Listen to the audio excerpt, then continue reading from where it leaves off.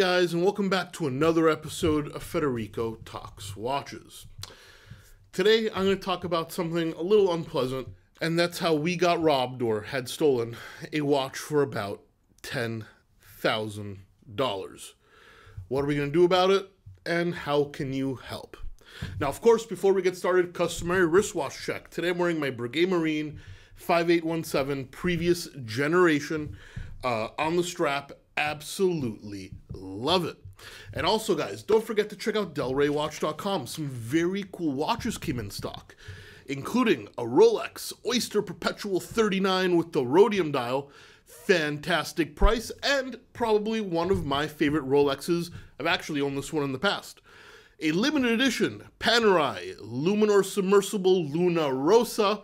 Very wearable case size, beautiful slate blue dial, limited edition, what's not to love. And to continue the theme on the blue, we just got in the IWC Big Pilot Petite Prince, one of IWC's stellar releases recently, pretty hard to find, and now on delraywatch.com. Link in the description below to check out these watches and many more. We have a very interesting selection.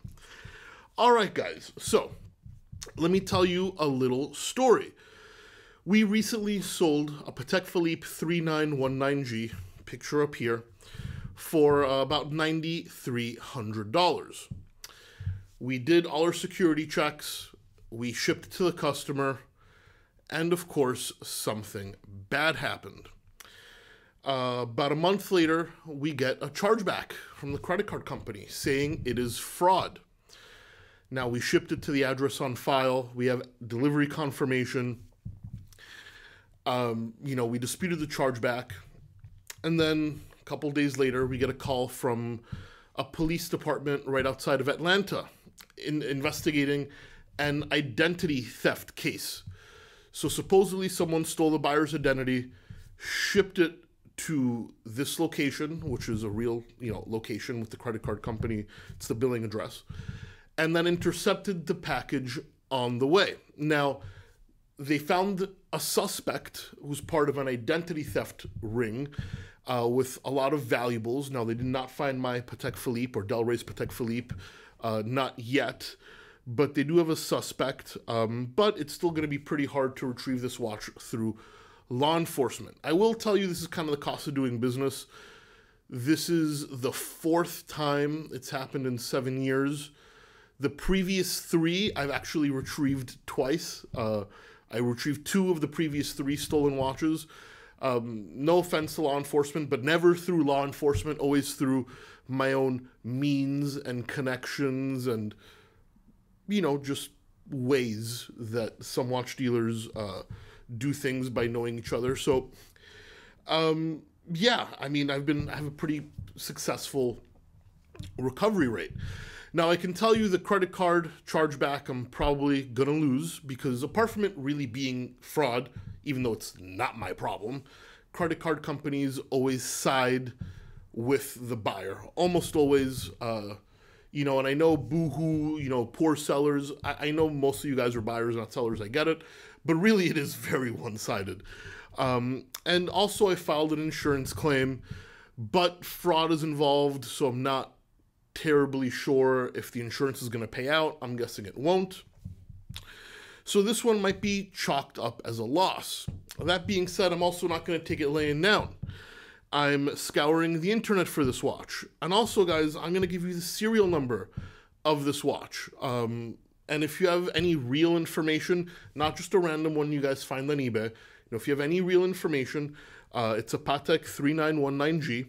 Serial number 1355967. White gold, shipped to the Atlanta area. Who knows? I might be able to recover it. I'm rocking above a 50% recovery rate, so if I ever need a new career, I could be a private investigator maybe. I haven't heard back from the insurance company or the credit card company yet, or the woman who claims fraud, even though according to the police it really was fraud, and I do believe her, but after all, I do have to look out for my interests, not hers. So basically anything that is in my power to do to recover this piece, I will do. I will let you guys I gave you guys this information, so if, keep your eyes out just in case. The power of YouTube is pretty surprising sometimes. More importantly, guys, remember, even if you have all your bases covered, you did all your security checks, you got paid with a secure payment method, you ship it signature required, you do everything you can do, there's still a possibility something goes wrong. So beware when doing your transactions online, when you're selling a watch particularly, because obviously if you buy a watch, there's insurance and there's a million things. If a dealer's good, obviously he will cover you and help you. I've never had a customer not receive their watch and be out the money. Never ever. So good dealers stand behind their word, but this is more a warning to people selling online. Just be careful. And remember, there's very little you can do, and most policies are skewed towards the buyer. And also, you can recover things, but it takes legwork. Obviously, I filed a police report. I'm cooperating with the investigation. But with my experience in the past, the police can do very little. However, you'd be surprised what pops up on Craigslist, OfferUp, and eBay, and what some investigating can recover. The internet is a magical place. A lot can be found just with a phone number. Anyway, guys, thought I'd tell you this little story. If you see this watch floating out there, please let us know, and hopefully you take this as a word to the wise. Just be careful when selling, and also for business owners, I'm sure you'll understand this. This is a loss. It happens. It's the cost of doing business. We'll write it off. It is what it is. We're not going out of business or anything, but 10 grand is 10 grand, and I'm not going to take it laying down. Anyway, guys, thank you so much, and I'll catch you in the next one. Take care.